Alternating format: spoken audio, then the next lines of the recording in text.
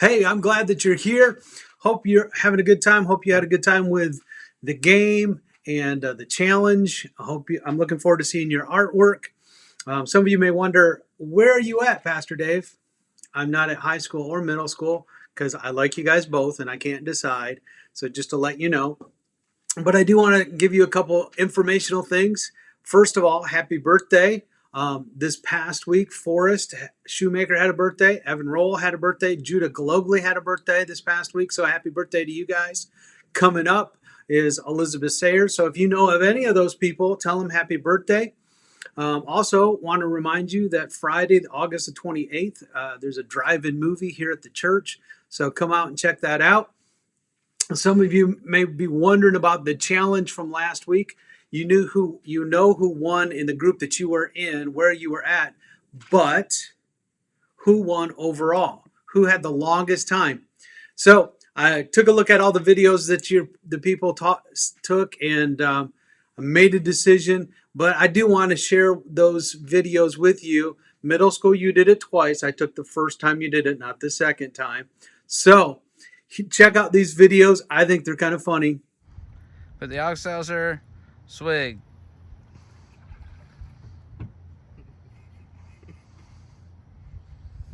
Is it not doing anything?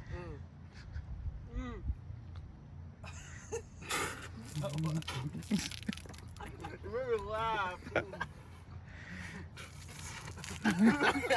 Dang it. Okay, if you still have it, get closer together a little bit. JK's gonna like go. Wait, did that come out your nose? No.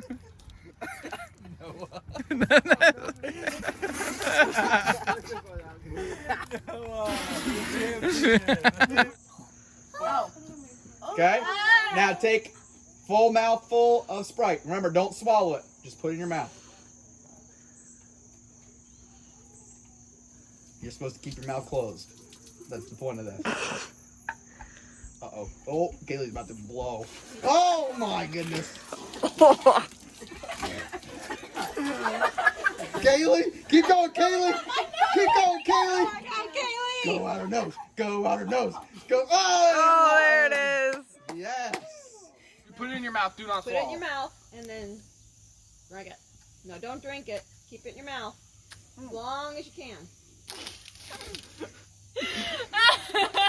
I didn't expect that. Oh. Let's try to do the It like breathing. went up my nose. It went like up my nose. Bro, walk away. Hey, no. Hey, not this way. Other way. Emma. Woo! Oh, is it up your nose? So after watching the videos and trying to work on time, those kind of things, I have determined the winner. It was close, and it was actually by seconds, but is the winner. She won it. So right now at this group, somebody should be handing you a gift card. So you should be getting a gift card.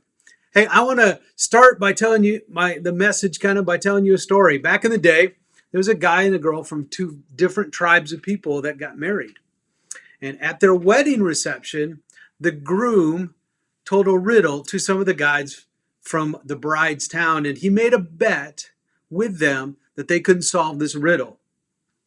So the guys went to the bride and asked for a favor, and they were like, hey, I know y'all just got married, but we need to get to your guy to give you the answer to this riddle, and then you tell us. And if you don't, now this is kind of harsh, if you don't, we're going to kill you and your parents. Got it? So the bride begged her husband for the answer, and he caved.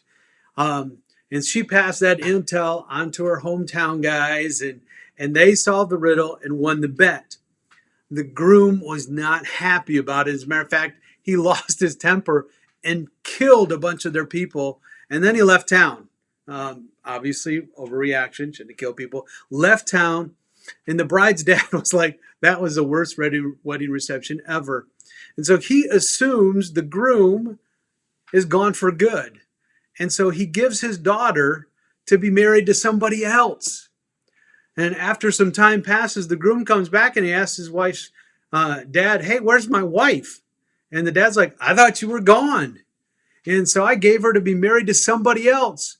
hey, why don't you marry her younger sister? She's better looking anyways. And the groom's like, no. And so once again, the groom flips out over all of this. He captures a bunch of foxes and lights their tails on fire. Yes, I know, animal cruelty. I apologize. No. And the foxes run around because like their tails are on fire, because they are. And in the process, they start this wildfire that burns most of the grain and vineyards and olive groves for this town. Crazy story. And here's the thing. That story's in the Bible. And obviously it's not exactly the way I told it, but it's the basic plot is there, and it's in the book of Judges in the Old Testament, chapters 14 and 15. And it's crazy. That story's in the Bible, and you're like, well, wait. And last time we talked about, the fact that why the Bible was written and the fact that knowing Jesus kind of helps us understand, and it kind of centers on Jesus. But the truth is, Jesus doesn't show up, in person in a lot of the Bible. And even though knowing Jesus helps us know God and helps us see the whole story, what about all this? There's a lot of stuff in the Bible that doesn't specifically reference Jesus. Verses that seem weird and crazy and odd, and commands that don't seem to make sense. And there's this disconnect about what we're told about the Bible and what we actually experience when we read it. We're told the Bible can change us and help us and guide us, and we read it for ourselves, and we read stories like that, accounts like that of this guy in foxes and burning stuff up. Is that we're supposed to get, don't be cruel to animals and be careful who you marry? So what are we missing? What is there a different way to kind of process this information? So understanding the Bible and what it means helps us to understand kind of what it says. And obviously, we talked last week. There are two halves to the Bible: the Old Testament and the New Testament. The Old Testament is pre-Jesus, and the New Testament is after Jesus and the start of the church. And it's actually 66 books or 66 documents that are all put together. And all those documents are put together, but they're not the same kind of documents. They're different documents. There's poetry, there's history, there's letters, there's all these different documents. And let me encourage you, I'm going to put a link at the bottom, but there's a thing called the Bible Project. And you go on and check out their videos, and it explains all these different types of books that are in the Bible, these different documents and what they look like and what they saw. Because if you read those different things, it kind of changes, okay? It changes how you understand them. So if you're reading history as poetry, that's not going to be the same. Or if you're reading poetry as history, that's not going to work. And what you're missing then is context. Now, context is incredibly important. In reality, we strive for context. A great example is this. Some of you are trying to figure out and have been trying to figure out where I'm at, because I'm not in my office, because you know what that looks like, and I'm not in my basement, because you know what that looks like. So you're like, help me understand some context here. Where are you at, Pastor Dave? Because I don't know, and it's kind of irritating. I'm actually upstairs in the youth ministry, their little office upstairs off the mezz. If that helps some of you, now you can kind of focus again. But all that context makes a huge difference. Our brain needs that, and we want to have that. Let me give you a couple examples of kind of what I mean. Let's look at two passages really quick. And one is from 2 Timothy 4:11 and 13. And you'll say, it says this: when you come, bring the cloak that I left with Carpus at Taurus, and my scrolls, especially the parchments. Now, you read that and you're like, what? But let me give you some context. This is what we know. This is the second letter to a guy named Timothy. So it's a letter written personally to Timothy. And the Apostle Paul, that's the guy that wrote it. He was a mentor, a close friend to Timothy, cares about him, invested in his life. Timothy is a pastor at a church in Ephesus. And the church has got tons of problems. And people are struggling with all kinds of stuff. And what he's saying is, hey, Timothy, last time when we were together, I left my jacket. Bring it back to me. And it's kind of one of the like, oh yeah, well that kind of makes sense why that would be in there because it's a letter and it's kind of a personal moment for them. The other passage is a passage that you've probably heard before, but let me read it to you. It's from Philippians. Philippians chapter 4, verse 13. So in Philippians chapter 4, verse 13, it says this: I can do all this through him who gives me strength. In some versions say, I can do all things through him who gives me strength. So what do we think? I can do all this. I can do all this stuff. Okay, so let's give some context. The letter was written by Paul, and this time he was written to an entire church. And Paul wrote to them from prison after being arrested for his faith. So this section is really about contentment. The section is about contentment. It's not about doing whatever we want. Paul was dependent on Jesus. He had a close relationship with Jesus and gave him power and strength to deal with being in prison, dealing with all the things he's going through, finding peace, even when things are really tough. See, context creates clarity. And when we understand the context, it might change the meaning, because when we read, I can do all things through Christ that strengthens me, we're like, oh, well, that's not true, because I want to dunk. I can't dunk. I want to do this. And just because I'm a Christian and depend on Christ doesn't mean I can actually physically accomplish. I want to fly. I can't fly. So understand that context and understanding what he's talking about, what the verses around it says, what the book says, helps us understand. It gives us clarity. Think of it this way. Imagine you found a note on the floor at school. Okay, I know nobody writes notes anymore. You snap and text. I understand that. But just play along with me. And you read the note, and the note says, my brain just went blank. And the note says, hey,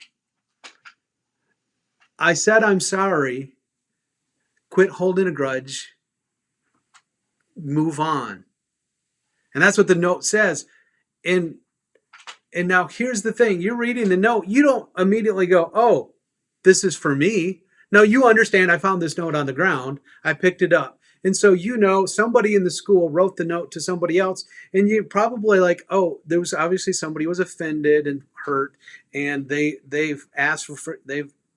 person that hurt him asked for forgiveness. So there's a friendship issue there that needs to be repaired, and you kind of would want maybe piece together what the meaning and understanding it is. You wouldn't, which would change how you view it. If you just picked it up and read it, you'd be like, wait, what did I do? Well, I'm what? But the background a little bit to that piece of paper that it was found in the hall, those kind of things. See, without the background and the bigger picture, sometimes we struggle to understand. Without the background and the bigger picture behind the words in the Bible, we sometimes kind of guess what it means, and that can be dangerous. If what we said last week was true, and it is, that the point of the Bible is to know God better, it's important to understand the background of what's going on so that we can know.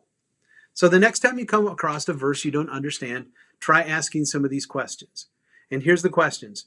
Who wrote it, and who was it written to? Okay, who wrote this, and who did they write it to? Just like Paul and Timothy, we kind of, or Paul in a church, we know it's to a church. That helps. Why did they write it? Why did they write this down? What was going on? What was the background? What's happening here? In other words, if they wrote it to correct or to apologize, why did they write it? Ask yourself this question: what made people think this information should be written down or saved? Why did they save it? Why is this so important? And then how can this be helpful to me? You see, what happens is when we begin to ask those questions, we get clarity. And once again, context brings clarity. And so once we get that context and help understand the background of what's going on, it helps us discover why it was written, what it was meant to say. So here's the deal. What if you and I made this decision to quit looking at the Bible and be confused by it, but have the courage to ask those kind of questions? Why was it written? What was going on here? And that takes courage, because sometimes it's difficult to do, and sometimes that requires us to put a little more effort maybe into it and find out what's going on. If we could only take the Bible seriously, and even when things don't make sense immediately, to ask the questions, to wonder why. Because when you read Scripture, one of the important things to understand and know is this: context brings clarity. Understanding what's going on around it brings clarity. So as you guys go to your kind of discussion time, I just want to encourage you to think about that. And the leaders will ask you some questions and those kind of things. Awesome. Glad you're here. I will see you later.